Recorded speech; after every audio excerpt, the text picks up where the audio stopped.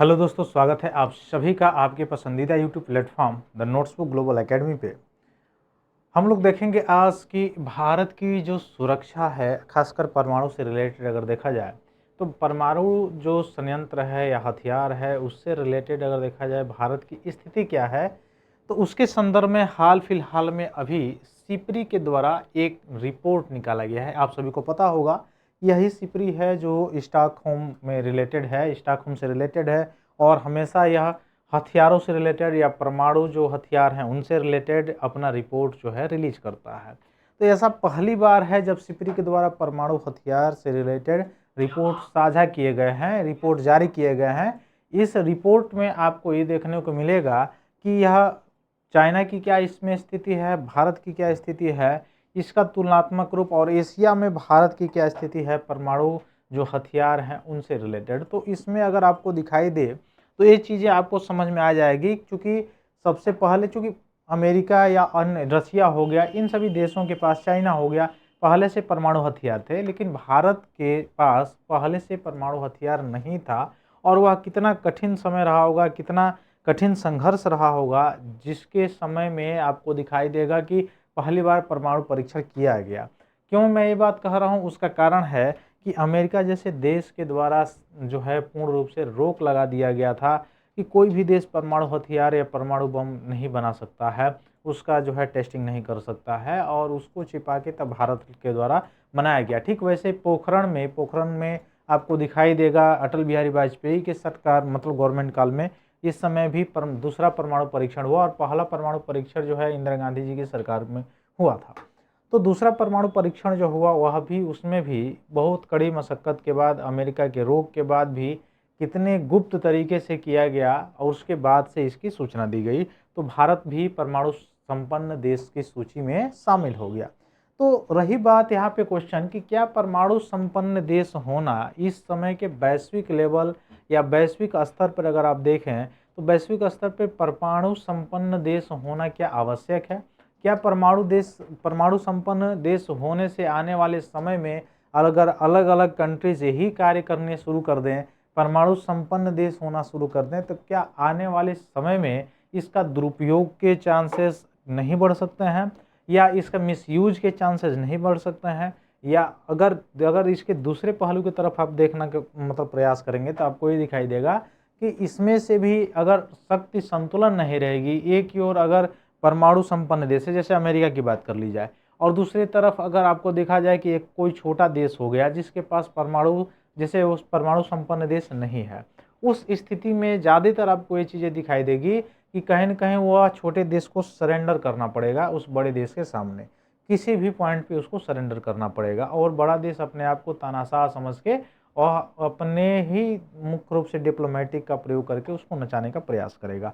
यह वैश्विक लेवल पे, खासकर इस समय का जो ग्लोबल ट्रेंड चल रहा है, वैश्विक जो अस्थिरता चल रही है वैश्विक लेवल पे, जैसे आपको दिखाई देगा पश्चिमी एशिया में जो युद्ध हुए, या रसिया और यूक्रेन में जो युद्ध हो रहा था, अभी भी हो रहा है, वो कंटिन्यू है, बंद नहीं हुआ है।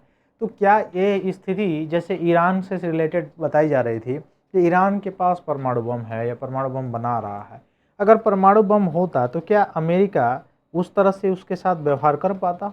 हो सकता है वो परमाणु बम बनाने के फेज में हो, परमाणु बम बना रहा हो, वो अलग चीज़ है, लेकिन क्या अगर उसके पास परमाणु बम रहता तो क्या ये सारी चीज़ें हो पाती? यह एक कहीं न कहीं आपको दिखाई देगा कि यह चीज़ें नहीं होती। दूसरी पहलू की तरफ अगर बात करें हम लोग, तो आपको दिखाई देगा कि ये परमाणु संपन्न जो देश हैं, अगर जैसे द्वितीय विश्व युद्ध में जो चीज़ें दिखाई दी, वैसी चीज़ें अगर आती है तो मानव की संस्कृति से खतरा, यानी मानव की संस्कृति की खतरा, भौगोलिक खतरा, उसके साथ-साथ वाइल्ड लाइफ जो है उनकी खतरा, और कहीं न कहीं नेचर से रिलेटेड जो भी चीज़ें हैं, परिस्थिति तंत्र से रिलेटेड जो भी चीज़ें हैं, उन पर दुष्प्रभाव पड़ना, और उसके दुष्प्रभाव के कारण आपको दिखाई देगा कि वायुमंडलीय दुष्प्रभाव का बढ़ना और सीधे-सीधे ग्लोबल वार्मिंग का बढ़ना, यह भी कहीं न कहीं जो लोग पिपड़ी बजाते हैं या पिपड़ी बजा-बजा के कहते हैं कि ग्लोबल वार्मिंग बढ़ रही है, इसके ऊपर ऐसा इमिशन कम किया जाए, कार्बन का इमिशन कम किया जाए। क्या कार्बन का इमिशन केवल देश या व्यक्तित्व रूप से या व्यक्ति रूप से ही केवल लोग करते हैं? क्या यह युद्ध जो होता है, इन युद्धों में जो परमाणु हथियार या हथियारों का यूज किया जाता है, मिसाइलों का यूज किया जाता है, क्या उनसे ग्लोबल वार्मिंग नहीं होगा? क्या उसमें कार्बन का इमिशन नहीं होगा? क्या उसमें ग्रीन हाउस गैसों का इमिशन नहीं होगा? यहाँ पे अगर बात की जाए तो सभी देशों को चुप्पी आ जाती है, चाहे वो युद्ध कर रहे होने वाले देश हों या न करने वाले देश हों, है ना। तो पर्यावरण से रिलेटेड, पारिस्थितिकी तंत्र से रिलेटेड और खासकर ह्यूमन अगर देखा जाए तो ह्यूमन पर भी इसका बहुत बड़ा इफेक्ट पड़ेगा। ओवरऑल अगर देखने का प्रयास करेंगे तो पूरे पृथ्वी पर भी इफेक्ट पड़ने का इसमें चांसेस है।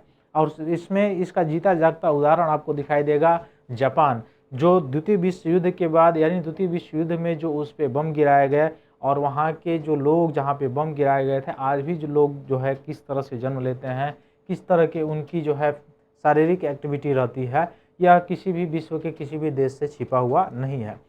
खैर, इसकी बात तो हम लोगों ने कर ली, लेकिन दूसरी बात पहलू ये भी है कि इस सिक्योरिटी से रिलेटेड, सुरक्षा से रिलेटेड, जो कि मैं पहले कहा कि अगर आपके पड़ोसी में अगर किसी के पास सबसे ज़्यादा ताकतवर अगर हो रहा है और ताकत है उसके पास, तो सीधा पहला बात हो सकता है कि थोड़ा सा भी अगर टसल होगा तो आपको डराने धमकाने की बात करेगा। अगर आप भी उसके जैसे संपन्न हो जो भी चीज़ों से लेके, तो सीधी सीधी बात है कि शक्ति का संतुलन बना रहता है, और शक्ति के संतुलन बने होने के कारण आने वाली कोई विपदा होती है या आपदा होती है, जो युद्ध जैसे संकट होते हैं, वो अभी टल जाते हैं, या वह भी आपको दिखाई देगा कि एक मंच पे आके वार्ता के माध्यम से सुलझा लिए जाते हैं। लेकिन वही शक्ति का जहाँ भी असंतुलन होता है, वहाँ पे आपको दिखाई देगा कि एक जो देश जो बिल्कुल असंतुलित अवस्था में है, उसको नीचे आना पड़ता है और उसको कहीं ना कहीं अपना सरेंडर करना पड़ता है। नहीं सरेंडर करता है तो वही हाल होती है जो आज आप तक देखे होंगे कि 3 वर्षों से युद्ध जो चल रहा है यूक्रेन और रसिया से। हालांकि इसके और भी बहुत सारे फैक्टर हैं, लेकिन वो भी चीज़ें आपको दिखाई देंगी। क्योंकि भारत की स्थिति आपको दिखाई देगा, स्ट्रेटेजिक लोकेशन अगर आप देखेंगे तो ये चारों तरफ से, जैसे इंडियन ओशन से ये घिरा हुआ है तीन ओर से। ऊपर से इसकी सीमा चाइना से लगती है, पास में इसकी सीमा पाकिस्तान से लगती है, उसके पास भी न्यूक्लियर बम है। और साथ ही साथ आपको दिखाई देगा कि यहाँ कोस्टल एरिया है, यहाँ पर एक्सेस, यहाँ पे पहुँच जो है चाइना की बढ़ती जा रही है दिन प्रतिदिन। और यह ग्लोबल लेवल पे जो पावर चेंज हो रहा है, यह भी कहीं ना कहीं संकेत दे रहा है कि भारत की जो न्यूक्लियर पावर जो पॉलिसी है उसमें भी चेंज करने की आवश्यकता है। उसमें भारत चेंज जो है कर रहा है, बदलाव कर रहा है। हालांकि भारत की जो न्यूक्लियर पॉलिसी है उसमें साफ साफ ये चीज़ें हैं कि फर्स्ट में यूज हम नहीं करेंगे, अर्थात अगर हम पे कोई आक्रमण करता है, अगर हम पे कोई उस चीज़ का प्रयोग करता है, तब हम जाके उस पर प्रयोग करेंगे और बहुत बढ़िया से करेंगे। लेकिन पहले हम इसका प्रयोग नहीं करेंगे, ये भारत की पॉलिसी है, परमाणु नीति है। तो आइए देखते हैं हम लोग क्या क्या चीज़ें हैं। तो India deployed 12 nuclear warhead for first time after non last years, where do China and Russia stand. इसमें देखने के लिए मिलेगा आपको कि रसिया का क्या स्थान है, चाइना का क्या स्थान है, और भारत हाल फिलहाल में पिछले वर्ष 12 न्यूक्लियर वार हेड जो है वह मुख्य रूप से क्या किया है, डिप्लॉयड किया है अभी हाल फिलहाल में पिछले वर्ष। यह किसके द्वारा कहा गया है, सिप्री का जो रिपोर्ट है उसमें यह मुख्य रूप से आपको दिखाई दे देगा, है ना। तो India has deployed 12 nuclear warhead in peace time for the first time, signalling and significant shift in the nuclear posture according to the latest जो सिप्री का रिपोर्ट है उसमें आपको दिखाई दे देगा। ईयर बुक 2026 में जो रिलीज किया गया है सिप्री के द्वारा, उसमें आपको दिखाई देगा कि टोटल न्यूक्लियर आर्सेनल इसमें 190 वार हेड आपको दिखाई देंगे, जो 180 से अधिक एक वर्ष में लगभग 12 इसमें आपको डिप्लॉयड होते हुए दिखाई दे देंगे, है ना। तो भारत की परमाणु नीति क्या है, नो मतलब NFU है, नो फर्स्ट यूज। पहले हम यूज का यूज नहीं करेंगे, लेकिन अगर हमारे पे अगर कोई अटैक होता है, कोई ऐसा आक्रमण होता है, तो हम बिल्कुल इसका प्रयोग करेंगे। तो दुर्घटना की संभावनाओं को कम करने के लिए ये सारी चीज़ें आपको दिखाई देगी। 2026 की सिप्री रिपोर्ट के द्वारा ये सारी चीज़ें बताई गई है कि कम से कम 12 परमाणु वारहेड को मिसाइलों पर तैनात करने का काम भारत ने अभी हाल फिलहाल में पिछले एक वर्षों में किया है। 1998 में जो सेकेंड परमाणु परीक्षण हुआ था, पोखरण सेकेंड जो नाम था, उसमें आपको दिखाई देगा कि भारत ने एक जिम्मेदार परमाणु शक्ति के रूप में अपनी पॉलिसी विकसित की थी।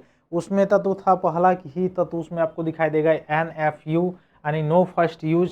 फिर क्रेडिबल मिनिमम डिटरेंस हो गया, मैसिव रिलेशंस कैपेबिलिटीज हो गया, civil control of nuclear weapons हो गए, इनका उद्देश्य हमेशा यह रहा है कि परमाणु हथियार केवल प्रतिरोध के लिए हो, युद्ध लड़ने के लिए नहीं है, जैसा कि मैंने आपको शुरुआत में ही बताया। तो ये मुख्य कारण है जो भारत जो है इसका विकास किया है। तो यही सिपरी का रिपोर्ट है जो अभी हाल फिलहाल में 2026 में मुख्य रूप से रिलीज की गई है। रिपोर्ट के अनुसार क्या क्या चीज़ें बताई गई है वो तो मैंने बता ही दिया। साथ ही साथ चीन की बढ़ती सैन्य शक्ति के बारे में इसमें बताया गया है कि चीन का परमाणु भंडार लगातार बढ़ रहा है और उसके पास लगभग 620 परमाणु वारहेड्स होने की इसमें अनुमान लगाई गई है। पाकिस्तान के साथ रणनीतिक प्रतिस्पर्धा हमेशा बनी रहती है। पाकिस्तान के पास भी 170 परमाणु हथियार होने का अनुमान है लगभग। दक्षिण एशिया में शक्ति संतुलन बनाए रखने के लिए भारत की जो सिक्योरिटी है, जो सुरक्षा है, उसकी रणनीति का प्रमुख हिस्सा है, इसलिए भारत जो है इसको डिप्लॉयड किया है।